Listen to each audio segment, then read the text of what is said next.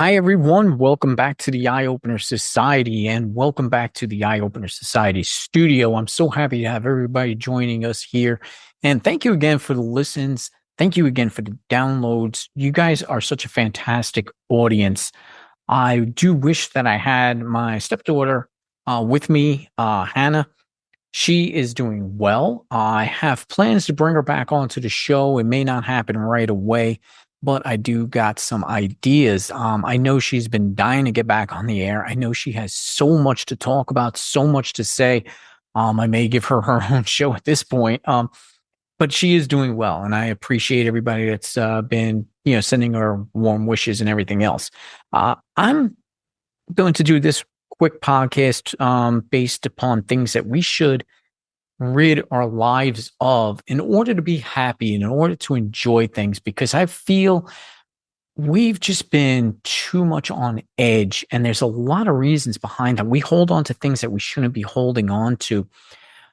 There is a beauty in Buddhism. And now I don't really know much about the religion, but I do follow some, of the Instagram stuff and some Facebook stuff that deals with Buddhism. I like the peacefulness of it.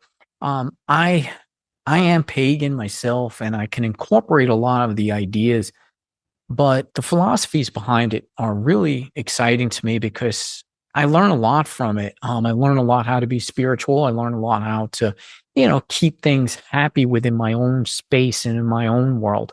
Um, so the things that we should be holding on to, we don't. We usually, get rid of them too easy. We get rid of joy. We get rid of happiness. We give it away. But there are things that we really should be giving away that would help us to be more joyful and more happy.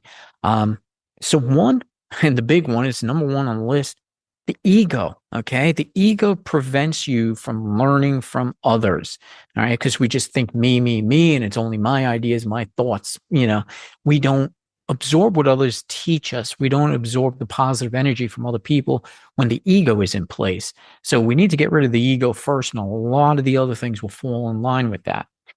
Envy. Envy prevents you from focusing on yourself.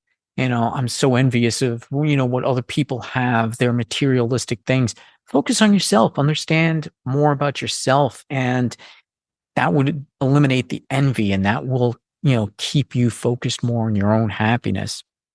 Anger is a big one.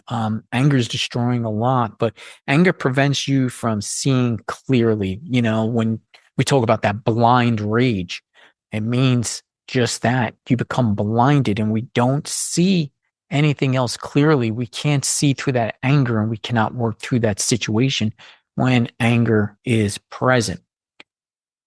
And this one, I think we all need to get rid of, myself included, is ignorance.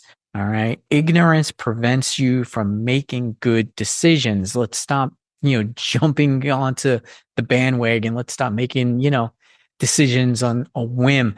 Don't be ignorant about them. Give some thought behind it, and that will help you to lead a more fulfilling life. Fear. All right. Fear is something we all have, and it takes over. It really does. But fear prevents you from seizing opportunities. We're very fearful of change. We're very fearful of doing something new. It prevents us from being happy that way. So if we get rid of the ego, envy, anger, ignorance, and fear, we'll be a lot better off as people.